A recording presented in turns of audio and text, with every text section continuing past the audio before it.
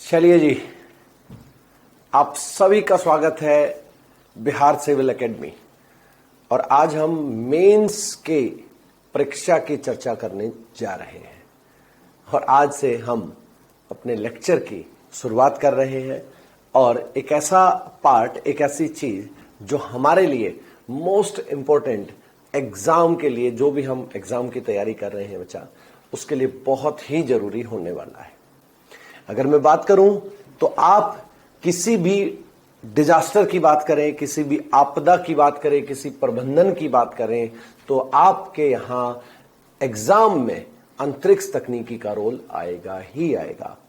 अंतरिक्ष तकनीकी की समझ जिस बच्चे में हो जाती है, जिस स्टूडेंट के अंदर अंतरिक्ष तकनीकी की समझ हो जाती है, तो समझ लीजिए उस बच्चे को अंतरिक्ष तकनीकी के साथ साथ बाकी तकनीकी, मैं चाहे रक्षा तकनीकी की बात करूं, मैं चाहे जैव तकनीकी की बात करूं, मैं चाहे सूचना और प्रौद्योगिकी की बात करूं, तो हर तकनीकी में वो बच्चा अपने आप में बहुत अच्छा मेंस के अंदर लिख पाता है। तो बच्चा बिल्कुल एक अच्छी नीयत से, अच्छी ईमानदारी से, अच्छी सोच से आज हम आपके सामने लेकर आए हैं आपका टॉपिक। और टॉपिक है हमारा रक्षा तकनीकी। मैं ये पूरा का पूरा पीडीएफ आप लोगों के साथ शेयर कर लूंगा, क्योंकि मेंस में बच्चा बहुत कुछ होता है जिसको हमें रिटर्न करना पड़ता है। और रिटर्न के लिए हमारे पास मैं पूरा का पूरा शेयर करूंगा आपको। आप इसको देखते रहिएगा, इसको सोचते रहिएगा, समझते रहिएगा। और साथ में बच्चा आप सब, जैसे ही ये पूरा होता है, रक्षा तकनीक जो हमारी अंतरिक्ष प्रौद्योगिकी है, जैसे ही पूरी होती है बच्चा, मैं आपको शेयर करूंगा। मैं साथ साथ मैं आपको ना कुछ मेंस के क्वेश्चंस भी दूंगा जो हमारे प्रीवियस ईयर एग्जाम में आए हैं, या किस तरह के आजकल किस तरह के क्वेश्चन बन रहे हैं, वो भी मैं आप लोगों के सामने लेकर के आऊंगा बच्चा। तो आइए, मैं आप सबका स्वागत करता हूं आज के कार्यक्रम के अंदर, आज के प्रोग्राम के अंदर। मैं आपका अपना अमित सर, और आज की क्लास हम स्टार्ट करते हैं। ठीक है जी, आज की क्लास हम स्टार्ट करते हैं और चैप्टर है हमारा अंतरिक्ष प्रौद्योगिकी। भारत में आप मेरे को इंस्टाग्राम पर फॉलो कर सकते हैं, आप मेरे को ट्विटर पर फॉलो कर सकते हैं। ठीक है सर, ये मेरा इंस्टाग्राम और ट्विटर हैंडल। देखो बच्चा, मैं अगर बात करूं भारत में, सबसे पहले देखो, सबसे पहले जिस गांव जाना है, एक बार उसका रास्ता बहुत अच्छे से देख लें तो चीजें बड़ी आसान हो जाती हैं हमारे लिए। पर हमें यही करना है, सबसे पहले तो हमें यही करना है। भारत में अंतरिक्ष तकनीकी की नींव रखने वाले विक्रम अंबालाल साराभाई रहे हैं। उन्हें अंतरिक्ष तकनीकी का भारत के महापुरुष के नाम से जाना जाता है। और ऐसी तकनीकी लेकर आए वो, ऐसी तकनीकी लेकर आए जिससे भारत का व्यापार जो है वो पूर्ण रूप से बढ़ा है। मैं आपके सामने सबसे पहले उसकी हिस्ट्री की बात करता हूं कि कैसे अंतरिक्ष तकनीकी का इतिहास रहा है। जब 4 अक्टूबर 1957 को पहली बार यूएसएसआर के द्वारा स्पुतनिक उपग्रह जब लॉन्च किया गया, स्थापित किया गया, वैसे ख्वाब, वैसे सपने डॉक्टर विक्रम अंबालाल साराभाई के आजादी से पहले के थे। लेकिन एक दो महाशक्ति आपस में लड़ाई कह सकते हैं, या एक दूसरे को सर्वश्रेष्ठ दिखाने के लिए एक दूसरे के सामने ये दौर आया। मैं बात कर रहा हूं यूएसए और यूएसएसआर की। और उसी दौर में भारत ने चुपके से अपना काम कर दिया। एक होड़ लगी कि अंतरिक्ष में पहले यूरी गागरिन से पहले हम भेजेंगे अंतरिक्ष का। वैसे यूएसएसआर का काफी शुरुआती दौर से ही, शुरुआती दिनों से ही यूएसएसआर का काफी प्रचम रहा है अंतरिक्ष में। लेकिन आजकल अगर देखा जाए, जब यूएसएसआर ब्रेक हुआ 1992 के बाद और रोस्कोसमोस बनना बचा, उसके बाद धीरे धीरे ब्रेक होने लग गया। तो चलिए शुरुआत करते हैं। मैं इनको स्पार कैसे बनना इसके बारे में बताऊंगा, क्योंकि अंतरिक्ष तकनीकी को 1947 में ही नींव रख दी गई थी। जैसे इधर भारत को आजादी मिली और इधर विक्रम अंबालाल साराभाई ने अपने घर को, अपने महल को अहमदाबाद के अंदर उनका घर है, उनको PRL फिजिक्स रिसर्च लैब के नाम से निर्धारित करके और भारत के लिए अपने सारे धन दौलत को भारत के नाम कर दिया था। ऐसे रहे हैं डॉक्टर विक्रम अंबालाल साराभाई। अंबालाल साराभाई एक बहुत बड़ी मील चलाते थे, और आप रियलाइज कर लो, विक्रम अंबालाल साराभाई ने अपनी पूरी दौलत भारत देश के नाम कर दी। अपना बहुत बड़ा आलीशान महल वो भारत देश के नाम कर दिया। मैं बात कर रहा हूं बच्चा, आपके सामने लेकर के आया हूं, जैसा कि मैं सब कुछ आपके सामने सब कुछ डिस्कस करूंगा बच्चा। आपको इतिहास में पहली बार ऐसी अंतरिक्ष विज्ञान पढ़ने को मिलेगा, अंतरिक्ष प्रौद्योगिकी पढ़ने को मिलेगा। मैं आप लोगों से अगर इस पूरे चैप्टर की बात करूं बच्चा, तो मैं आपके इंडिया के अंदर, भारत के अंदर कौन कौन सी संस्थाएं हैं, किस आधार पर संस्थाएं काम कर रही हैं, ऐसा कहा जाता है और ऐसा मानना भी है बच्चा हमें कि जब एक सोच समझ पैदा हो जाएगी ना, तो हम अपने आप से क्वेश्चंस को प्रिडिक्ट करना, क्वेश्चंस को लिखना, क्वेश्चंस में जो लिखित परीक्षा हमारी बच्चा उसके अंदर महसूस करना सीख जाएंगे। और यही हमें काम करना है। यहां पर देखिए, मैं बिल्कुल स्टार्टिंग से आप लोगों से डिस्कस करता हूं और मैं बात करता हूं भारत में जो अंतरिक्ष कार्यक्रम है उनकी शुरुआत मैंने कहा था रूसी उपग्रह, अभी थोड़ी देर पहले बताया था, रूसी उपग्रह स्पुतनिक से प्रेरणा लेकर शुरू की गई। और साथ में 1962 में विक्रम साराभाई के नेतृत्व में इनकोस्पार का गठन हुआ। और सर, इसी इनकोस्पार की सिफारिश पर 15 अगस्त 1969 को भारत में इसरो बनाया गया और डॉक्टर विक्रम साराभाई को इसका पहला अध्यक्ष बनाया गया। लेकिन 1971 में मैंने आपको बताया था, कल की जो इंट्रो क्लास थी उसके अंदर भी बताया था, और आज भी इस चीज को मैं रिपीट कर रहा हूं बच्चा, जो भी भारत के अंतरिक्ष कार्यक्रमों से उस समय जुड़े, जो भी भारत की नाभिकीय ऊर्जा कार्यक्रमों से जुड़े, उनकी मौत का रहस्य आज भी बना हुआ है। लाल बहादुर शास्त्री जी, उनके 13 दिन बाद डॉक्टर होमी जहांगीर भाभा, और 1971 में डॉक्टर विक्रम साराभाई, इनका रहस्यमयी मौत का पर्दा आज भी वहीं की वहीं ढका हुआ है।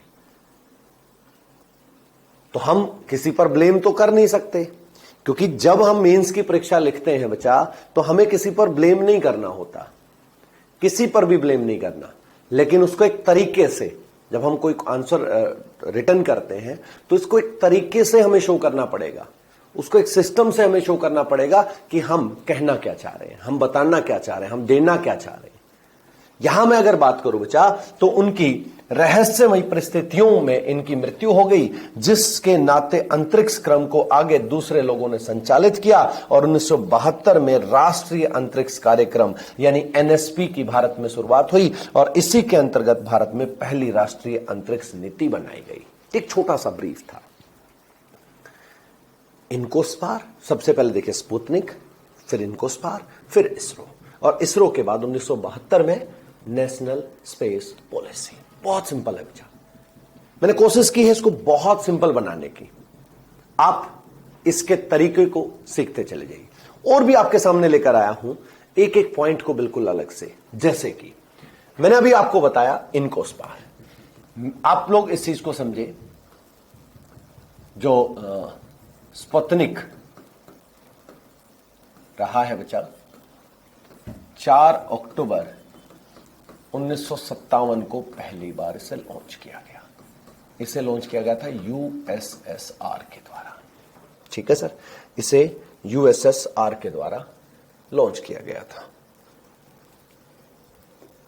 चलिए सर, यहां पर देखिए, मैंने आपको बताया था USSR के द्वारा इसे लॉन्च किया गया, इसे स्थापित किया गया। अगर मैं आप लोगों को थोड़ा सा, बच्चा अक्सर कंफ्यूज रहता है कि सर सैटेलाइट और रॉकेट, इन दोनों में डिफरेंस क्या है। जैसे मैं मुखर्जी नगर में, अभी आपकी क्लास आपकी मुखर्जी नगर से ले रहा हूं, मान लीजिए मेरे को मुखर्जी नगर से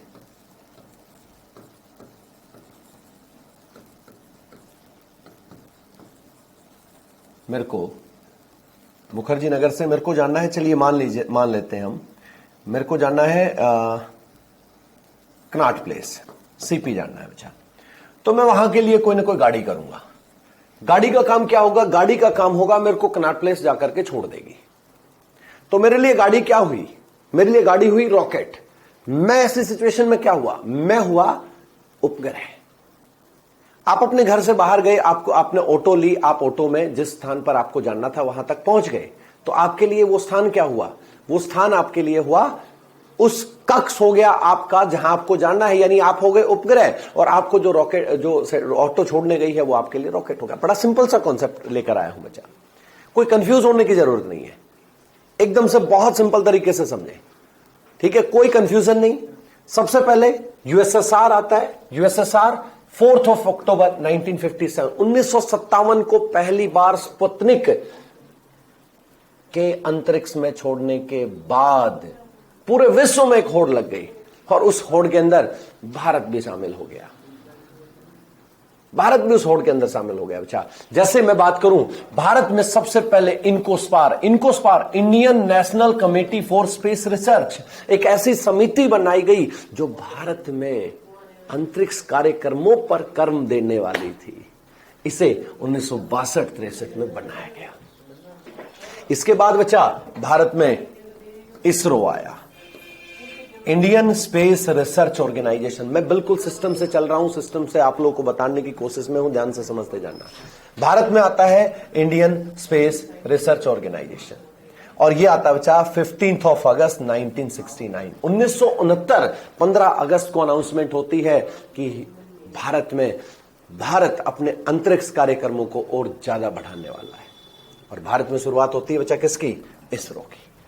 इसके बाद कुछ साल बाद डिपार्टमेंट ऑफ स्पेस बनता है बच्चा 1972 के अंदर, 3 साल बाद। इसके बाद एनएसपी, भारत में पहली जो राष्ट्रीय अंतरिक्ष कार्यक्रम आते हैं 1972 में बच्चा, ठीक है? एक सिस्टम दे रखा है मैंने आपको, और सिस्टम के अकॉर्डिंग ही हम काम कर रहे हैं। पूरी हिस्ट्री, पूरा इतिहास में बताने की कोशिश में लगा हुआ बच्चा। उसके बाद भारत के अंदर साइट आता है, सैटेलाइट इंटरस्ट्रियल टेलीविजन एक्सपेरिमेंट। भारत के अंदर पहली बार आकाशवाणी की शुरुआत होती है। आज भी जो पुराने बुजुर्ग हैं, पुराने लोगों को आप लोगों ने देखा होगा, आकाशवाणी में आज भी वो सुनते हैं आकाशवाणी को। इसकी शुरुआत होती है 1975 के अंदर। ये वही दौर था 1975 का जब भारत आर्यभट्ट को लॉन्च कर रहा था, और 19 अप्रैल 1975 को आर्यभट्ट को हमने यूएसएसआर की मदद से इसको हम स्थापित कर पाए थे। और बच्चा, इसको सिर्फ और सिर्फ 6 महीने के लिए स्थापित करना था, लेकिन ये 1981 तक चला, यानी 6 साल चला ये। तो भारत के सपनों को एक नई उड़ान मिली इससे। यानी मैं अगर वापस 1975 के बाद बात करूं तो सैटेलाइट इंटरस्ट्रियल टेलीविजन एक्सपेरिमेंट आया, भारत के अंदर पहली बार कम्युनिकेशन आया, डीडी न्यूज आया, टेलीविजन की शुरुआत हुई। और उसके बाद 1977 यानी 2 साल बाद STEP, satellite telecommunication experimental project, और भारत के अंदर पहली बार PCO की शुरुआत हुई बच्चा, पब्लिक कॉल ऑफिस। और अगर यहां मैं बात करूं, इसके बाद भारत एक ऑब्वियसली जब नए उड़ान मिलती है, सपने साकार होने लगते हैं, तो हर देश, हर कंट्री और हर इंसान, अगर मैं पर्सनली भी बात करूं तो हर इंसान चाहता है कि अपने सपनों को और ज्यादा उड़ान दी जाए। तो भारत भास्कर 1 के साथ 1977 में 7 जून 1977 के अंदर बचा, और उसने काम किया 1981 तक। उसके बाद भास्कर 2 आया 1979, 1979 में। उसके बाद बचा भारत में SLV 3 आया। एक SLV का दौर क्या था, SLV को बहुत डिटेल से मैं आपको बताऊंगा बच्चा। SLV को बहुत डिटेल से हम और आप मिलकर के डिस्कस करेंगे। यहां पर ये समझिए, ये देखिए SLV 3 आया। SLV 3 को लेके आने वाले डॉक्टर कलाम थे, डॉक्टर एपीजे अब्दुल कलाम। अगर मैं एक छोटा सा पॉइंट आपसे डिस्कस करूं, छोटा सा पॉइंट मैं आप लोगों को बताऊं, देखो इनका ज्यादा रोल जो रहा है वो रहा है रक्षा तकनीकी में, लेकिन ये पूरा भारत देश जानता है बच्चा, जब ये हमारे लिए बड़े गौरव की बात है। आप जो भी मेरे को देख पा रहे हो, ये बड़े प्राउड की बात है बच्चा। हमारे एग्जाम में ये चीजें आएंगी भी, आपको लिखने का तरीका भी इसका मैं बताऊंगा, कैसे आपको रिटर्न करना है, कैसे आपको परीक्षाओं को देना है। कलाम साहब 1998 में अमेरिका में गए थे, यूएन के दौरे पर थे वो। बेसिकली यूएन कमेटी की जो मीटिंग होती है वहां थे वो। तो अमेरिकन जो डिफेंस मिनिस्टर है, उन्होंने कहा कि भाई आप ऐसे ऐसे क्यों जो है, ऐसा क्या है इंडिया में। तो कलाम साहब ने बड़े प्राउड से कहा था कि we have Patna, we have Patna. Patna एक तो हमारे लिए ही हो गया, है ना। और यहां पर अगर मैं बात करूं बच्चा, पृथ्वी, अग्नि, त्रिशूल, नाग, आकाश, ये 5 मिसाइल हैं बच्चा। जब कलाम साहब डीआरडीओ हेड बने 1983 के अंदर, पहली बार integrated guided missile development programme लेकर आए, तो यहां पर पटना सीरीज का जन्म हुआ।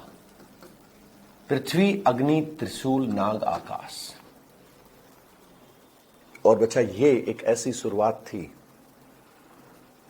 जो तमाम देशों ने भारत को सिर्फ, कहते हैं ना, मुंह ताकते रह गए, सिर्फ ताकते रह गए वो हमें, और हम एक बहुत बड़ा एक्सपेरिमेंट कर गए। और अगर मैं कलाम साहब के बारे में बात करूं, तो आप सब जितने भी लोग हैं यहां पर, आप सब एक बात बहुत अच्छे से जानते हैं कि महात्मा गांधी के बाद बिना किसी जाति, बिना किसी धर्म, अगर पूरे भारतवर्ष ने किसी को चाहा है तो डॉक्टर कलाम को चाहा है। बहुत बड़ी शख्सियत रहे हैं बच्चा। तो इनके बारे में ज्यादातर हम डिस्कशन करेंगे, वो रहेगा हमारा अंतरिक्ष रक्षा तकनीकी का। लेकिन अंतरिक्ष तकनीकी में भी इन्होंने पहली बार उड़ान देने के लिए अहम भूमिका निभाई थी, और पहली बार उड़ान देने की जो भूमिका इनकी रही है, वो जो इन्हीं के द्वारा बनाया गया सैटेलाइट लॉन्चिंग व्हीकल, उपग्रह प्रक्षेपण यान, उपग्रह प्रक्षेपण यान,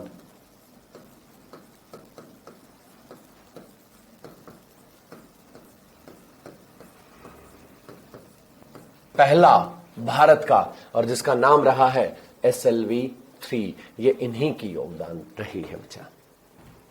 1979 SLV-3। उसके बाद बच्चा, अब देखो मैंने आपको थोड़ी देर पहले ही बताया था, आप उस सिचुएशन में थे, सैटेलाइट, उपग्रह, और वो ऑटो उस सिचुएशन में क्या थी, रॉकेट थी। तो रॉकेट जब रेडी किया तो उसके लिए कोई ना कोई उपग्रह बनाना तो पड़ेगा, नहीं तो एक्सपेरिमेंट नहीं होगा। तो उसके लिए बच्चा उपग्रह बनाया Rohini, first satellite launched by India by own launching vehicle. Bharat के पास जो खुद का प्रक्षेपण यान रहा बना है SLV-3, उसी SLV-3 से इसे लॉन्च कराने के लिए, इसे स्थापित कराने के लिए बनाया गया, और उसी से इसको लॉन्च कराया गया। किसको, रोहिणी को। ठीक है बच्चा, रोहिणी 75 बेसिकली ये पहला सैटेलाइट था भारत का, और ये एक साउंडिंग रॉकेट था। मैं अभी आपको, जब आप धीरे धीरे आपके अंदर समझ पैदा हो जाएगी कि हमें मेंस में क्या सीखना है, क्या समझना है, और उसी समझ के साथ जब हम आगे बढ़ेंगे तो मैं आपको यह भी बताऊंगा कि साउंडिंग रॉकेट क्या होते हैं, लॉन्चिंग रॉकेट क्या होते हैं। ठीक है, साउंडिंग और लॉन्चिंग, इन दोनों के बारे में आपको बताऊंगा बच्चा। ठीक है, और उसके बाद एप्पल आता है, एप्पल 1981, ये भी एक एक्सपेरिमेंटल था। और भारत के अंदर फिर इनसेट आता है बच्चा। इसी इनसेट से आज जो भी क्रांतियां विश्व के अंदर, जो भी 4 क्रांति आई हैं टेलीकम्युनिकेशन की, दूर संचार की, वो इसी इनसेट में इंडिया को भी पूरे विश्व के साथ कदम से कदम मिलाने के लिए अग्रसर करती हैं।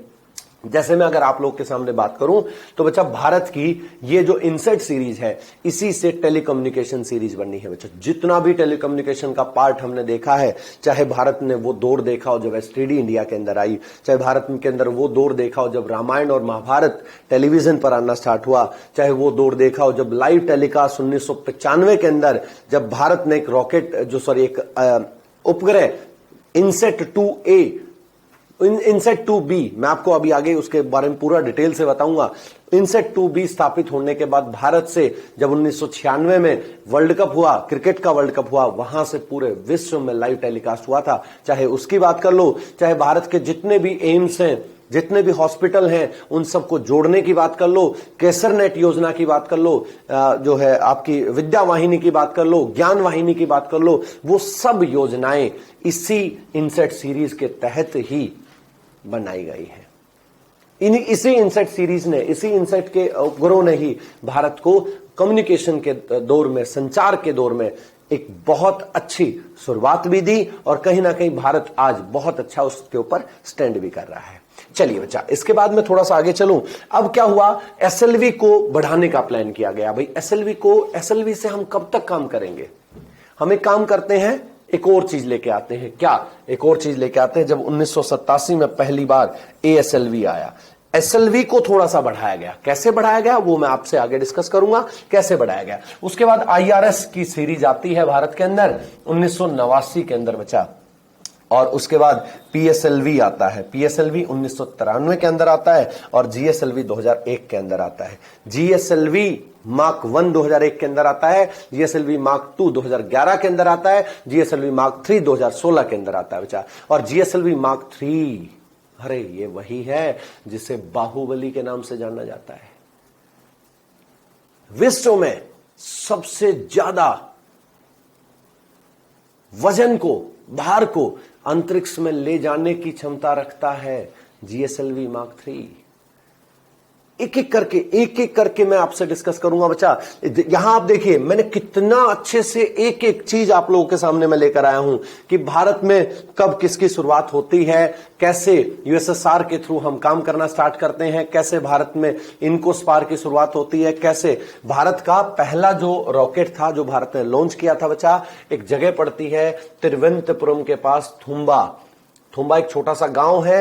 उस गांव में सेंट मैरी मैकलेडन चर्च है, जहां से भारत ने पहला रॉकेट जो है एक्सपेरिमेंट के रूप में किया था।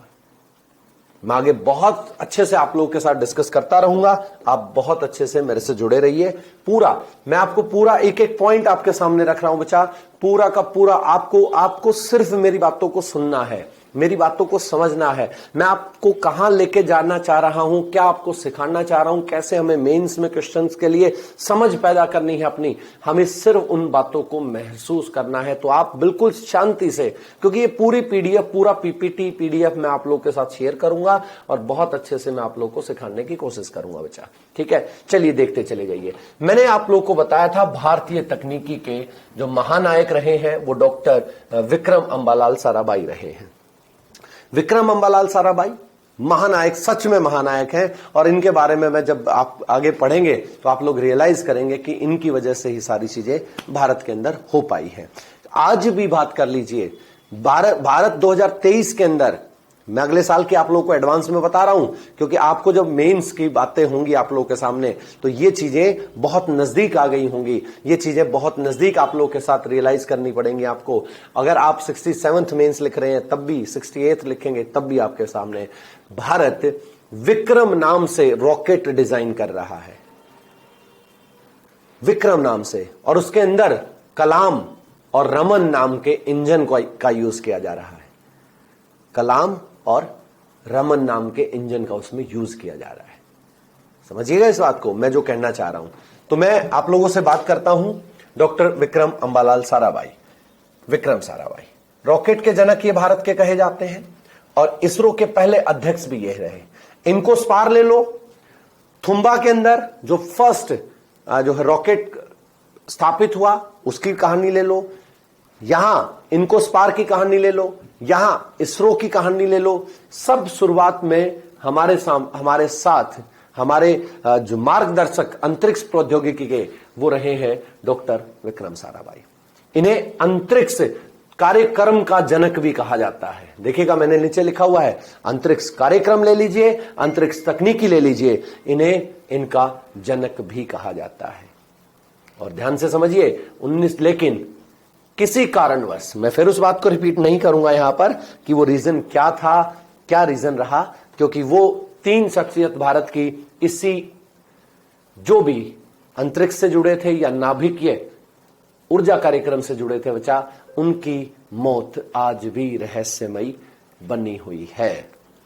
ठीक है, 1969 से 1971 एक बहुत थोड़े समय के लिए ये जो है इसरो के अध्यक्ष रहे, लेकिन ये पहले अध्यक्ष थे। ये हम सबके लिए जो है बहुत जरूरी है। लेकिन इनके जाने के बाद बच्चा, वैसे अगर देखा जाए इनके जाने के बाद तो ऐसा लगा कि वे अब अंतरिक्ष कार्यक्रमों को नई उड़ान कौन देगा, लेकिन उसी उड़ान को संभालने वाले, वहीं पर भारत को वहां से कहीं और ऊंचाई पर लेके जाने वाले और उन्हीं के दोस्त प्रोफेसर सतीश धवन रहे हैं बच्चा।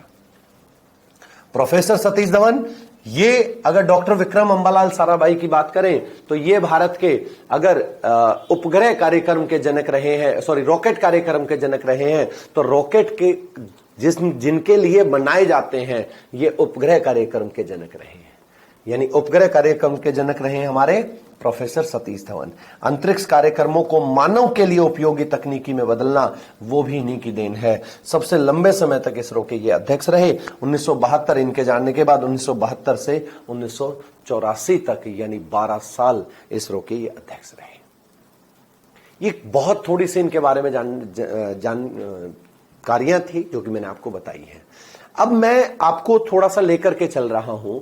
जैसे इसरो स्टेबलिश हो गया, 1969 को इसरो स्थापित कर दिया गया, इनको स्पार्क के सिफारिश पर बनाया गया, डॉक्टर विक्रम साराभाई की सिफारिश पर बनाया गया। लेकिन इसरो के साथ या इसरो से पहले या इसरो के बाद पूरे विश्व के अंदर कौन कौन सी अंतरिक्ष एजेंसियां आई हैं, किसने क्या क्या कार्यक्रम स्टार्ट किए हैं, कैसे वो कार्यक्रम हुए हैं, तो उनके बारे में थोड़ा सा मैं आपको बता देता हूं।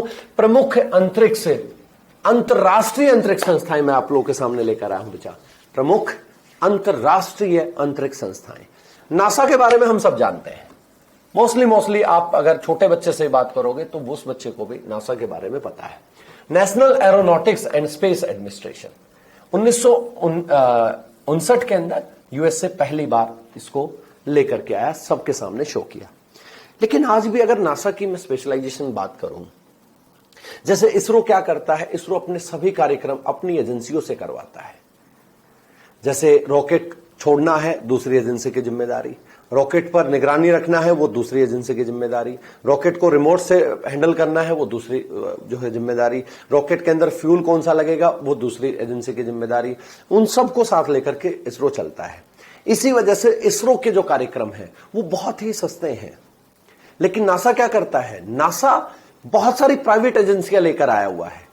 कहीं ना कहीं प्राइवेट एजेंसियां आने से, देखो दो चीजें हैं, आपको जब मेंस के लिए अपनी सोच को उठाना है तो आपको एक चीज की चुनौतियां क्या रही हैं, उसके लिए हमें फायदा क्या हुआ है, उसके नुकसान और उसकी हानि और फायदे और सब कुछ आपको देख के चलना है बच्चा। कैसे, क्योंकि आपको वहां किसी को क्रिटिसाइज नहीं करना, समझना इस बात को। जब आप मेंस का क्वेश्चन लिख रहे होगे तो आप किसी के अंदर कमी नहीं निकालना, आपको अपने विचार रखने हैं। जैसे मैं अगर बात करूं भारत की, आज प्रेजेंट की बात कर रहा हूं मैं, भारत के अंदर एक प्राइवेट एजेंसी आई है NSIL, नेशनल स्पेस लिमिटेड, ध्यान से समझिएगा। और इन स्पेस पहले काम करती थी सिर्फ एक एंट्रिक्स, आपके सामने लेकर आऊंगा मैं, इनको मैं करंट में पढ़ाऊंगा आपको साथ साथ, और एंट्रिक्स को मैं डिटेल से डिस्कस करूंगा। यहां मैं क्या समझाना चाह रहा हूं उस बात को समझना बच्चा। यहां पर नासा जो स्पेस स्काईलार्क कंपनी है, स्पेस वेब कंपनी है, स्पेस एक्स तो आप लोगों ने सुना ही होगा, एक बड़ी ग्रेट पर्सनैलिटी है एलन मस्क, उनकी खुद की कंपनी है। वो कंपनी स्पेस, वो नासा के साथ मिलकर के रॉकेट लॉन्च करती है। नासा क्या करता है, प्राइवेट एजेंसियों को, बहुत सारी प्राइवेट कंपनियां हैं उनको इन्वॉल्व करके रखता है। अब ये शुरुआत हमने भी की है। देखो इसके अंदर नुकसान भी है। नुकसान यह है कि कहीं ना कहीं हमारी प्राइवेसी जानने का खतरा रहता है, और इसका फायदा यह है कि प्राइवेट कंपनियों को जो काम जिस समय पर निर्धारित किया जाता है वो उसी समय पर होता है। जैसे गगनयान 2019 के अंदर स्थापित होना था और आज आते आते 2022 आ गया। आज आते आते 2022 आ गया। चंद्रयान लटका रहा, मंगलयान 2 वो लटका हुआ है। तो अगर यही काम प्राइवेट कंपनियां कर रही होती तो वो एक फिक्स टाइम होता उनके साथ, और फिक्स टाइम होता और फिक्स टाइम के अंदर वो चीजें पूरी करके हमें देती। तो इसके दोनों चीजें हम कह सकते हैं, इसके फायदे भी होते हैं, इसके नुकसान भी होते हैं। फायदे ज्यादा हैं, है ना, नुकसान कम है। चलिए कोई बात नहीं। तो नासा अलग अलग कंपनियों से काम कराता है। उसके बाद सीएसए आता है बच्चा। 1959 के बाद सीएसए आता है, कैनेडियन स्पेस एजेंसी। ये नासा की सिफारिश पर ही आए। उसके बाद ये ज्यादा अपने आप से काम नहीं करते, ये नासा के साथ कोलैबोरेट करके ही काम करते हैं। 1965 के अंदर आता है। भारत भी उसमें ही शामिल हो गया। इंडियन स्पेस रिसर्च ऑर्गेनाइजेशन में एक सिस्टम से आपके सामने लेकर आ रहा हूं बच्चा, 1969 इंडिया भी इसको अपने पास लेकर आता है। फिर आती है बच्चा ईएसए यूरोपियन स्पेस एजेंसी। मैं यहां पर ये थोड़ा सा गलत हो गया, यूरोपियन स्पेस एजेंसी बच्चा 1983 के अंदर आती है। ठीक है। उसके बाद सीएनएसए आता है, चाइना नेशनल स्पेस एडमिनिस्ट्रेशन 1989 के अंदर। कारी आता है, कोरिया एरोस्पेस रिसर्च 1989 के अंदर, साउथ कोरिया इसको लेकर के आता है। और बच्चा जब रसिया के यूएसएसआर के टूटने के बाद रसिया फिर से स्टेब्लिश हुआ तो रोसकोसमोस, ये रशियन एजेंसी है सर, ये 1982 के अंदर आता है। जेएईए जापान एरोस्पेस एक्सप्लोरेशन एजेंसी 2003 के अंदर भारत में पहली बार आती है। यानी यहां पर अगर मैं बात करूं तो मैंने आप लोगों के सामने बिल्कुल एक एक करके जो विदेशी एजेंसियां हैं बच्चा, वो मैं आप लोगों के सामने लेकर आया हूं। भारत का मैं आपको एक नई बात आप लोगों के सामने रख रहा हूं बच्चा। मैं बात करता हूं 2019 से पहले की, 2019 से पहले की मैं बात करता हूं। 2019 से पहले भारत की पूरी भागीदारी सिर्फ 2% थी अंतरिक्ष में। अंतरिक्ष कार्यक्रमों में सिर्फ 2% भागीदारी थी। भारत अपने तो लॉन्च करता ही, भागीदारी की सेंस में बात कर रहा हूं, जो व्यापार है उसकी मैं बात कर रहा हूं। लेकिन आज के समय भारत की भागीदारी 2% से 8% तक हो चुकी है। ये 2022 का दम है बच्चा भारत का, और ऐसा मानते हैं हम 2025 तक ये भागीदारी 20% तक पहुंच जाएगी, अगर इसी के साथ, इसी हिम्मत के साथ, इसी पार्ट के साथ भारत काम करता रहा तो। क्योंकि अब क्या है, अब हम एक सिस्टम के साथ काम कर रहे हैं। कुछ एजेंसियां ऐसी हैं क्योंकि 2019 में ही भारत में इसरो को मार्केट में, व्यापार में दूसरे देशों के साथ कोलैबोरेशन करने वाली जो कंपनी है उनका गठन किया गया था। National space agency limited, in space का गठन किया गया एंट्रिक्स के बाद। अब आप थोड़ा सा पजल हो गए होंगे कि सर ये क्या बोल गए ये आप अभी तक, क्योंकि अभी तक चल रहा है एकदम सिस्टम से एकदम से आगे की बात मैं बीच में ले आया। मैं बीच में क्यों लेके आया हूं बच्चा, क्योंकि ये कुछ बातें हैं। देखिए, विक्रम साराभाई को अंतरिक्ष कार्यक्रम और अंतरिक्ष तकनीकी का जनक कहा जाता है, मैं बता चुका हूं। उनके प्रयासों के कारण भारत आज पूरी दुनिया में, ये मैं इसलिए बताना चाह रहा हूं, भारत पूरी दुनिया में आज तीसरे स्थान पर पहुंच गया है। पहले स्थान पर नासा है, दूसरे स्थान पर उसी को सपोर्ट कर, नासा जिसको सपोर्ट ज्यादा करता ईएसए है, और तीसरे स्थान पर हम पहुंचे हैं बच्चा इसरो। ये सब देन है किसकी? डॉक्टर विक्रम अम्बालाल साराभाई की देन है। और यहां अगर मैं बात करूं तो वर्तमान के संदर्भ में भारत का अंतरिक्ष क्षेत्र 1200% से विकसित हो रहा है, जबकि यानी 1200%, इतना बड़ा इजाफा, इतना ज्यादा काम किया भारत ने इसके ऊपर। और वर्तमान में वैज्ञानिकों और विशेषज्ञों का मानना यह है, क्योंकि आजकल भारत में विश्व शक्ति बनने की होड़ लगी हुई है। आप भी जानते हैं इस बात को। मेक इन इंडिया जैसे कार्यक्रम भारत में आते हैं और उसी विश्व शक्ति के अंदर भारत, जब मैंने आपको कल भी बताया था, तेजस लेके आता है, तो कहीं ना कहीं अंतरिक्ष में भी भारत को यही कहा जाता है कि अंतरिक्ष कार्यक्रमों में अगर भारत की शुरुआत अच्छी हो जाती है, क्योंकि ये अक्सर वैज्ञानिकों का, पूरे विशेषज्ञ हैं, उनका सबका मानना है कि अगर अंतरिक्ष में जो भी विश्व अंतरिक्ष शक्ति जो बन गया, वही देश विश्व शक्ति कहलाएगा। और इसी पर हम काम करने लग रहे हैं। ठीक है बच्चा, तो यहां पर ये मैं ऑलरेडी आप लोगों को ये बातें बता चुका हूं। तो बच्चा यहां पर मैं छोटा सा आप लोगों के साथ डिस्कशन ये करना चाहूंगा कि कहीं ना कहीं भारत जब नेशनल स्पेस पॉलिसी, यानी 1969 के बाद 71 तक हम पहुंच चुके थे, सिस्टम से चल रहे हैं बच्चा, भारत में पहली बार नेशनल स्पेस पॉलिसी, राष्ट्रीय अंतरिक्ष नीति का विकास हुआ।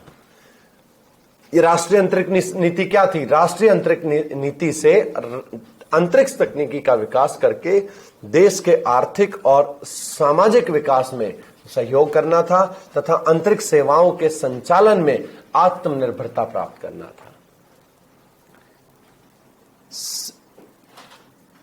अभी आजकल प्राइम मिनिस्टर हमारे नरेंद्र दामोदर दास मोदी जी ने आत्मनिर्भर भारत का संकल्प लिया है।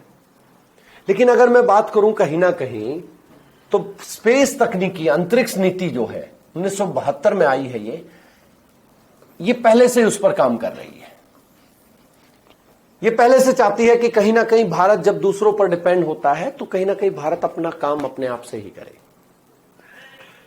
अगर मैं बात करूं यहां पर, तो बच्चा जो पहली एनएसपी आती है, एनएसपी जो हमारी आई, नेशनल स्पेस पॉलिसी आई, उसके अंदर 3 बातों पर काम किया गया।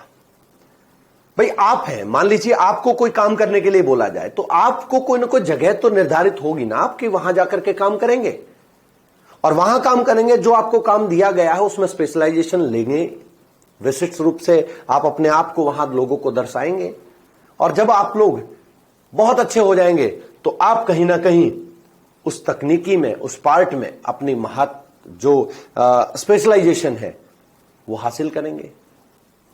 तो यहां इस पॉलिसी की भी तो यही काम थे।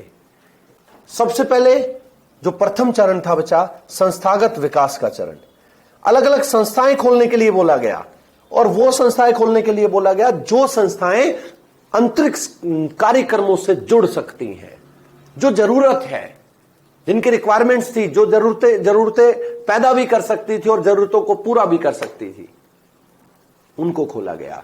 और वहां पर फिर दूसरा जो है बच्चा, उसमें रखा गया कि दूसरा चरण है तकनीकी प्रदर्शन का चरण, टेक्नोलॉजिकल डेमोन्स्ट्रेशन। और उसके बाद जो तकनीकी भारत में रही है उस तकनीकी को विशिष्टता का चरण, उसमें स्पेशलाइजेशन लेने का चरण।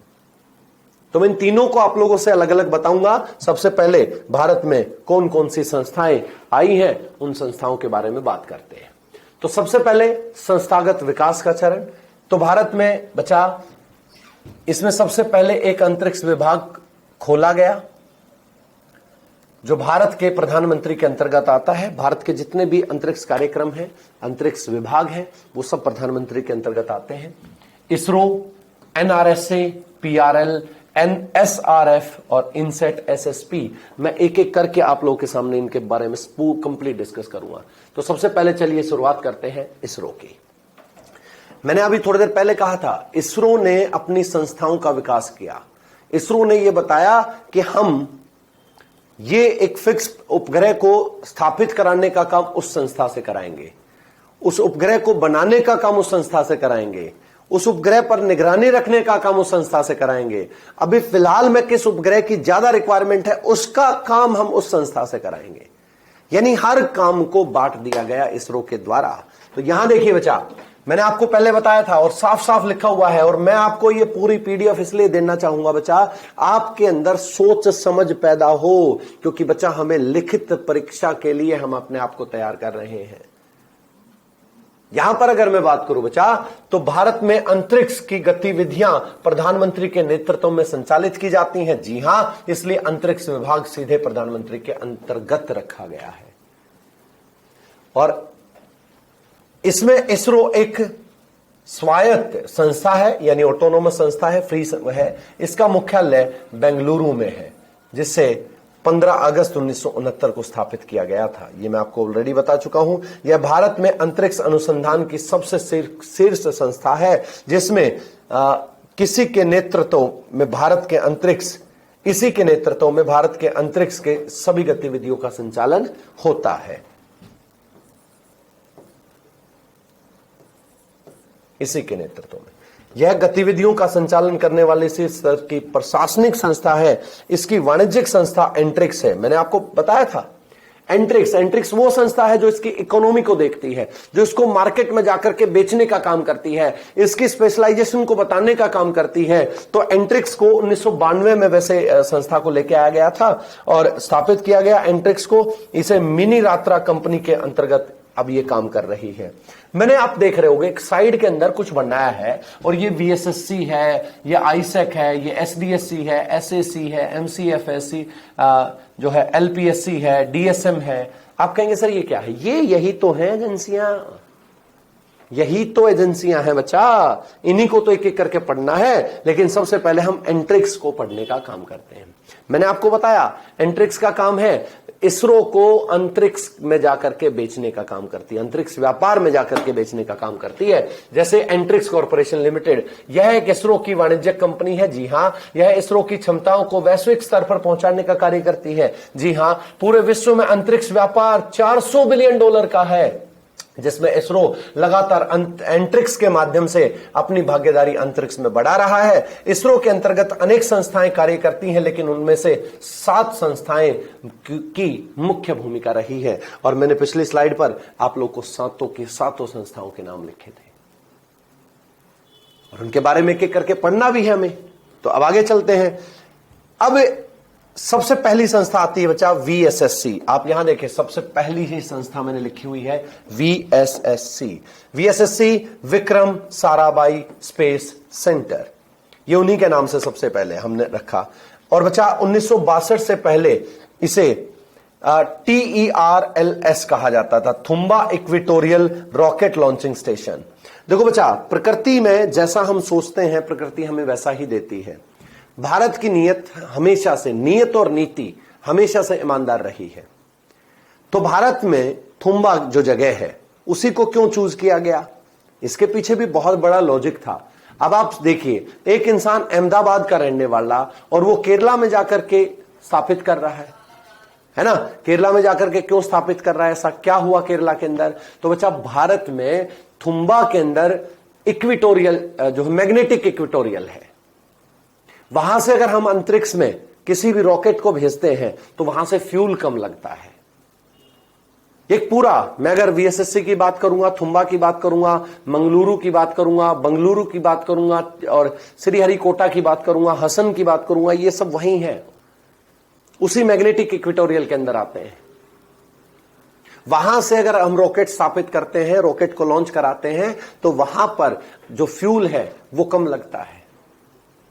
तो यहां से देखिएगा, मैं आपको पूरा बता रहा हूं, भारत के साथ साथ इसको, जैसे 1962 में भारत ने पहला अपना रॉकेट यहां से लॉन्च किया, थुम्बा से अमेरिका का भी पहला सैटेलाइट लॉन्च हुआ बच्चा, क्योंकि धीरे धीरे उनको पता चला, और वो था नाइका एपोस। याद रखना इस बात को, नाइका एपोस नाम का लॉन्च हुआ 1963 में, और 1968 में थुम्बा का एक भाग यूएन को दे दिया गया। अब आप समझते हो कि या नहीं? क्या देखा अमेरिका ने? देखा कि यहां से तो भाई साहब पैसा बचता है, फ्यूल बचता है, तो उन्होंने जाकर के यूएन पर प्रेशर डाला। उसके अभी 4 स्टेशन बनाए थे उस समय, और एक को किसको दे दिया गया? एक को दे दिया गया यूएन को, या आप कह सकते हैं यूएन ने जबरदस्त ले लिया हमसे। ठीक है, तो हम यहां ऐसे तो उनको ब्लेम नहीं करेंगे। ठीक है बच्चा, और यह इसरो की सबसे पुरानी संस्था है बच्चा। वीएसएससी जिस स्थान पर स्थित है वो दुनिया का एकमात्र एक मैग्नेटिक इक्वेटर है। मैंने आपको अभी बताया था, अंतर्गत आता है। पूरी दुनिया में ऐसे सभी देश जिनको रॉकेट का परीक्षण करना है वो इस स्थान का उपयोग करते हैं, इसलिए 1968 में इसका एक भाग यूएन को दे दिया गया था। भारत में रोहिणी 65, रोहिणी 75 है बेसिकली। रोहिणी 75 रॉकेट यहां का पहला रॉकेट छोड़ा गया था और अमेरिका का नायका एपोस रहा है बच्चा। अब मैं अगर बात करूं, थोड़ा सा मैं आपको रॉकेट स्थापित तो कर रहे हैं हम, मैं थोड़ा सा आप लोगों को थोड़ा सा रोकना चाहूंगा इस चीज के लिए कि जो टाइप ऑफ स्पेस है, क्या होता है अंतरिक्ष में, रॉकेट किस स्थान पर कौन से रॉकेट छोड़े जाते हैं। बच्चा देखो, अगर आप भूगोल यानी ज्योग्राफी की बात करें तो यह हमारी अर्थ है और अर्थ से लगभग 120 किलोमीटर दूर का अंतरिक्ष माना जाता है, वायुमंडल माना जाता है। लेकिन साइंस क्या कहती है कि हमारा जो अंतरिक्ष है ना वो 400 किलोमीटर दूर है। 400 किलोमीटर तक हमारा अंतरिक्ष है, मतलब वायुमंडल हमारा 400 किलोमीटर तक।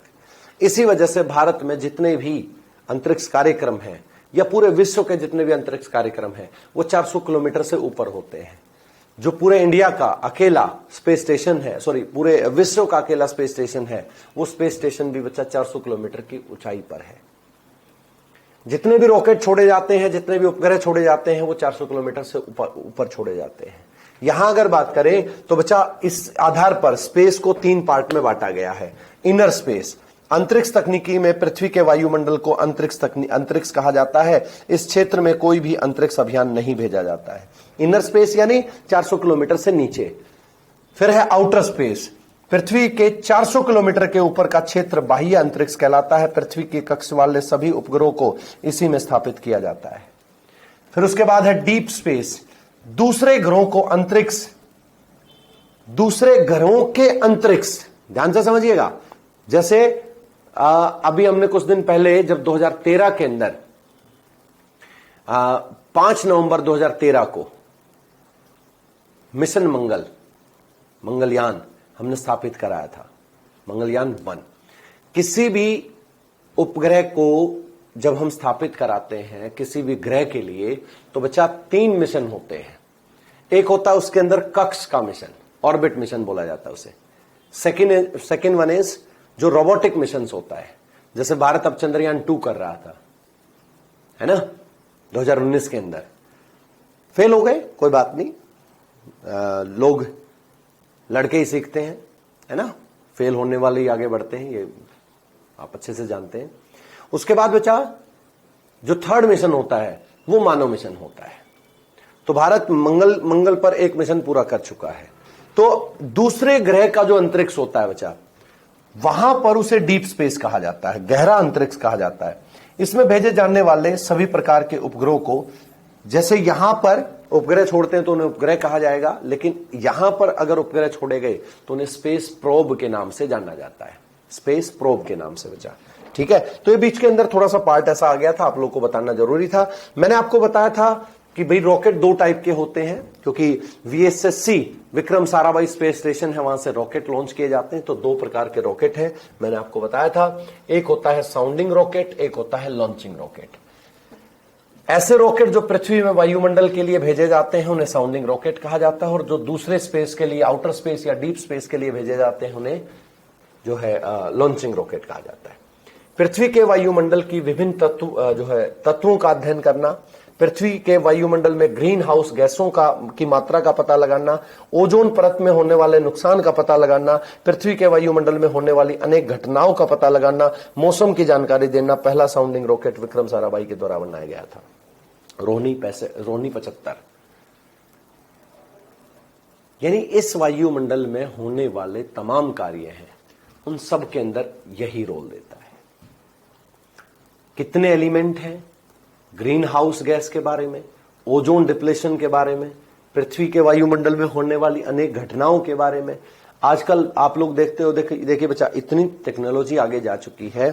आजकल जो वेदर फोरकास्टिंग होता है, मौसम जानकारी देते हैं, वो एग्जैक्ट देते हैं आपको कि फला डे बारिश आएगी तो आएगी।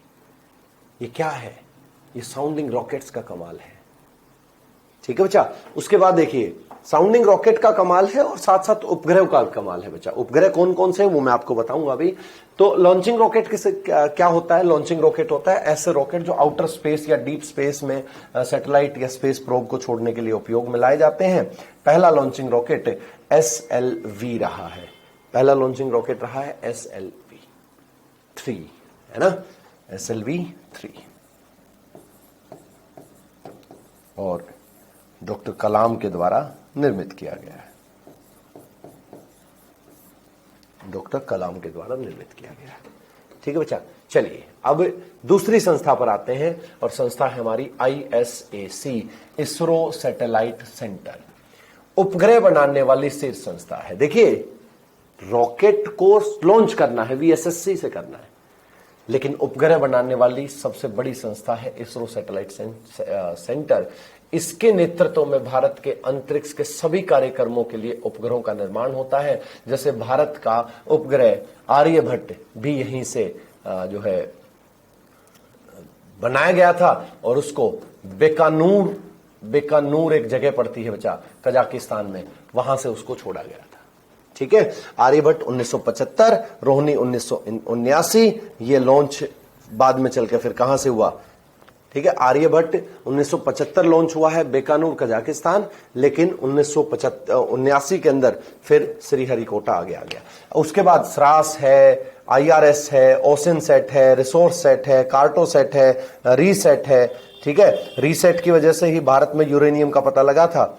ठीक है बच्चा, तिरुनापल्ली के अंदर जो जगह मिली, तिरुनापल्ली में यूरेनियम मिला है, वो इसी रीसेट के द्वारा ही पता लगा था बच्चा। ठीक है बच्चा, तो जितने भी सैटेलाइट भारत के हुए हैं वो सारे सैटेलाइट इसी संस्था के द्वारा बनाए जाते हैं। सभी उपग्रहों का निर्माण करने में ये उपयोगी होती है। उसके बाद बच्चा SDSC, Satish Dhawan space centre. इसका मुख्यालय श्रीहरिकोटा में है, श्री राम लल्लू डिस्ट्रिक्ट के अंदर, नेल्लोर, आंध्र प्रदेश। भारत में सभी प्रकार के उपग्रह इसी संस्था के द्वारा छोड़े जाते हैं, यानी ये भी एक भारत की बहुत ही महत्वपूर्ण संस्था है जो सभी उपग्रहों को छोड़ती है। उसके बाद SAC है, मैंने साइड में यहां पर देखो स्पेस स्टेशन ये सब मैंने बनाया हुआ है, तो आप इसको देख लेना आराम से। स्पेस एप्लीकेशन सेंटर, ठीक है बच्चा, एप्लीकेशन सेंटर इसका मुख्यालय है अहमदाबाद के अंदर है। यह महत्वपूर्ण संस्था इसी के द्वारा भारत किस प्रकार के उपग्रह और रॉकेट बनाए जाए इसकी योजना करने का काम करती है। जैसे वर्तमान में किस प्रकार के उपग्रहों की आवश्यकता है, फ्यूचर में किस प्रकार के उपग्रहों की आवश्यकता है, किस प्रकार के रॉकेट की आवश्यकता है, उन सब को बनाने का काम ये संस्था करती है। इसके बाद अगर बात करूं बच्चा मैं MCF, मास्टर कंट्रोल फैसिलिटी, आप इसके बारे में जो समझ भी गए होंगे, यानी जितने भी इसरो के द्वारा उपग्रह स्थापित किए जाते हैं उन सबको कंट्रोल करने का काम ये करती है। इसका मुख्यालय जो है हसन के अंदर है। यह इसरो की दूर संचार की निगरानी करने वाली सबसे बड़ी संस्था है। इस संस्था द्वारा दूर संचार उपग्रहों को अंतरिक्ष की पट्टाओं में लॉन्च किया जाता है और उनसे संकेत प्राप्त किए जाते हैं। और मैंने यहां पर एक फिगर है बच्चा, यह श्रीहरिकोटा है, ये इसरो है, ये हसन है, ये VSSC है। ठीक है बच्चा, महेंद्रगिरी के अंदर LPSC है, हैदराबाद के अंदर नेशनल रिमोट सेंसिंग एजेंसी है, हमारा जो स्पेस एप्लीकेशन सेंटर है वो अहमदाबाद के अंदर है, और देहरादून के अंदर इंडियन रिमोट सेंसिंग इंस्टीट्यूट है।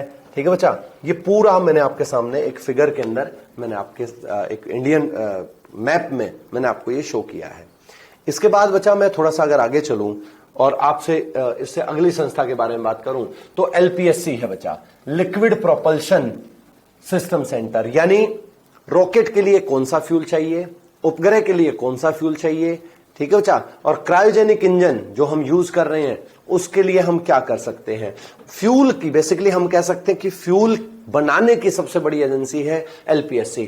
LPSC को 3 भागों में बांट दिया गया। बेंगलुरु के अंदर जो उपग्रहों के लिए फ्यूल बनाने का काम करती है, तिरुवनंतपुरम के अंदर जो रॉकेट के लिए फ्यूल बनाने का काम करती है बच्चा, महेंद्रगिरी लिक्विड प्रोपल्शन जो है द्रव प्रणोदक परीक्षण सुविधा क्रायोजेनिक इंजन के लिए काम करती है। वर्तमान में भारत में क्रायोजेनिक इंजन पर काम करने वाली सबसे बड़ी संस्था है और इसी संस्था के द्वारा 3 क्रायोजेनिक इंजन बनाए गए हैं। जब हम धीरे धीरे पढ़ेंगे ना, अभी तो संस्थाएं पढ़ रहे हैं, धीरे धीरे जब आगे पढ़ेंगे तो आपको पता चलेगा, एहसास होगा कि इन संस्थाओं के द्वारा जो क्रायोजेनिक इंजन बनाया गया है वो क्या है वास्तव में और कैसे वो काम करता है। चलिए, तो क्रायोजेनिक इंजन 7.5 2001 के अंदर, क्रायोजेनिक इंजन 20 2014 के अंदर, क्रायोजेनिक इंजन 2025 2016 के अंदर, ये जीएसएलवी मार्क 3 मैंने बताया था 2016 के अंदर आया है। क्रायोजेनिक इंजन इसी संस्था के द्वारा बनाया जाता है और इसी के आधार पर भारत के जो है सभी प्रकार के उपग्रहों को स्थापित कर पाने में, लॉन्च कर पाने में भारत आत्मनिर्भर हुआ है।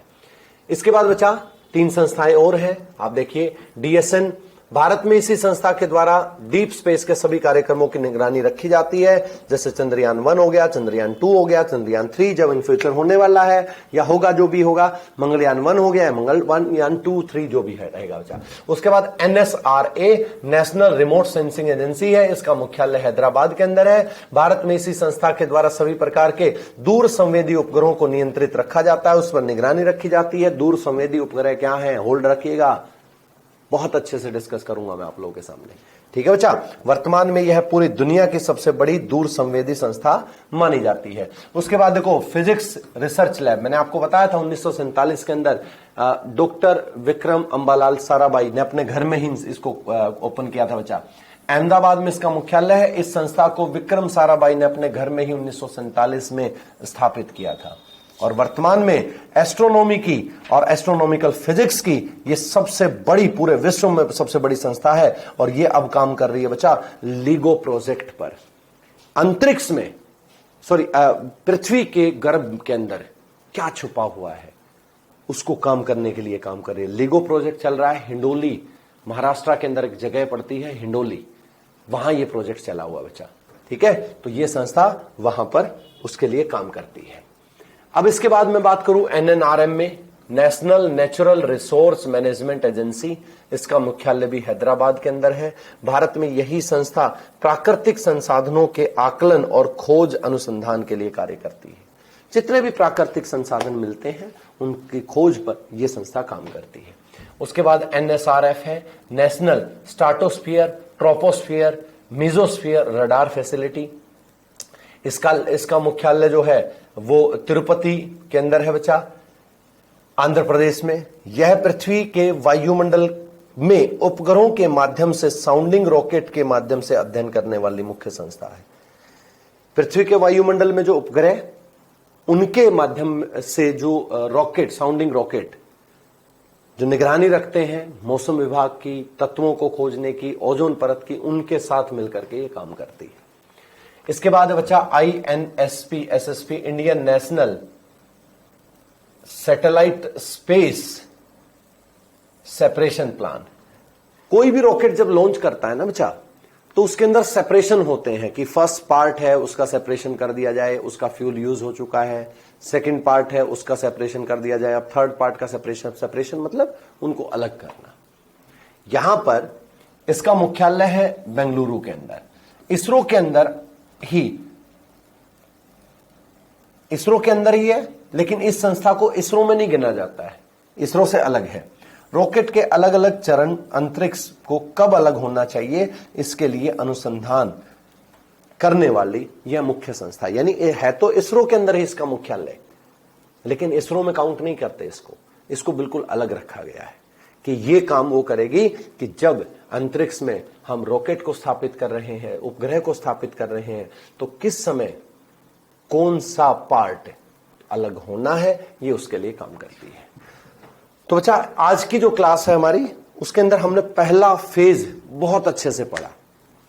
क्या इतिहास रहा अंतरिक्ष तकनीकी का, क्या इतिहास रहा अंतरिक्ष तकनीकी में आने वाली जितनी भी बातें थी, कौन कौन सी विदेशी संस्थाएं हमारे सामने रही, उनके बारे में कहानी हो, कौन कौन सा पार्ट है उनके बारे में कहानी हो, वो सारी बातें मैंने आज आपके साथ डिस्कस की।